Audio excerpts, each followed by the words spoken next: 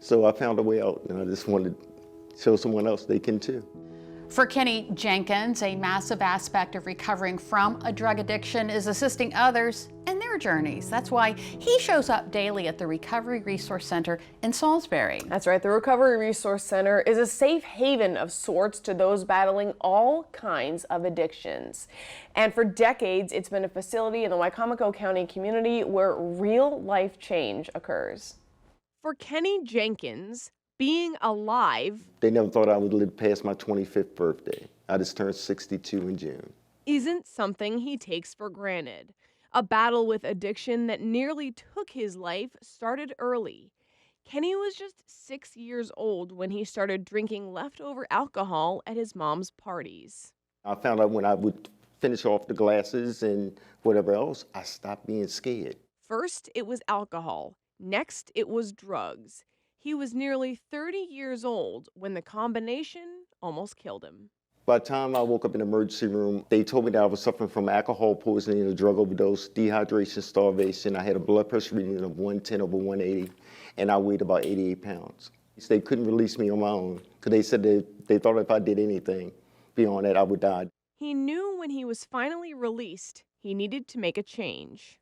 I think what made me want to look at something different, not only because I was scared of what the experience I had, but the way my mom looked at me. And after he had been clean for 5 years, he was able to make her a promise before she died. I said, no matter what happens from this moment on, I'm never using again. So I show up on a daily basis. He shows up here at the Recovery Resource Center in Salisbury. Started out with a core group of people in the late 80s that got together and said, we need our own space to have these 12-step meetings besides just in a basement at a church. Lisa Campbell is the executive director.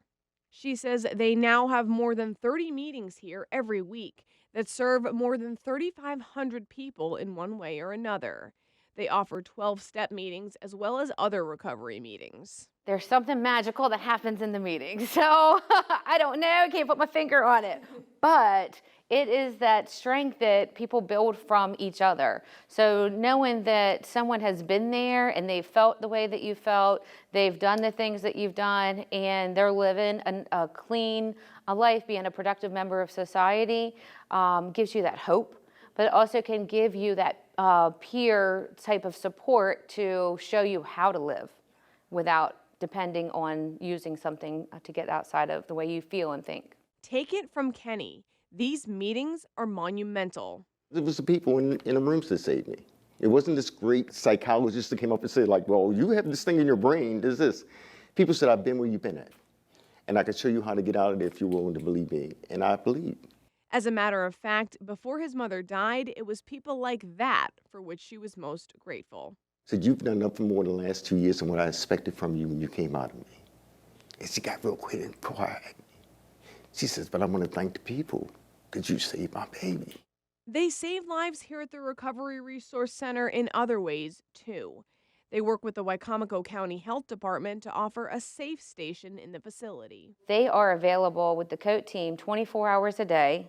We have a security that's here overnight, a person that's always here. If somebody comes up to that door and they say, I want help, I need to go to treatment, then they can get on the phone and call anytime, 3 o'clock in the morning, whatever it is, and get someone, a peer support specialist who's trained in that to help them get into a rehab or a recovery house. This lifeline has been a life changer. They're at their worst, they don't know where to go, they're hopeless, and then they ask for help. And to see the growth in just even 30 days. I mean, it's amazing to watch somebody come back to life. And the Recovery Resource Center stays highly involved in the community to continue to spread that message that coming back to life is completely possible. We're here, and that's why the center is so important, so that we can help try to break that stigma and show that, you know, it doesn't always mean that once an addict, always an addict. You know, people can change, and there is hope and healing. Am I Superman? No. I found a way of living and surviving without drugs. And it was places like this and people that I met. And I just try to give back what was so freely given to me. Goes to show that substances can be strong, but sharing stories is even stronger.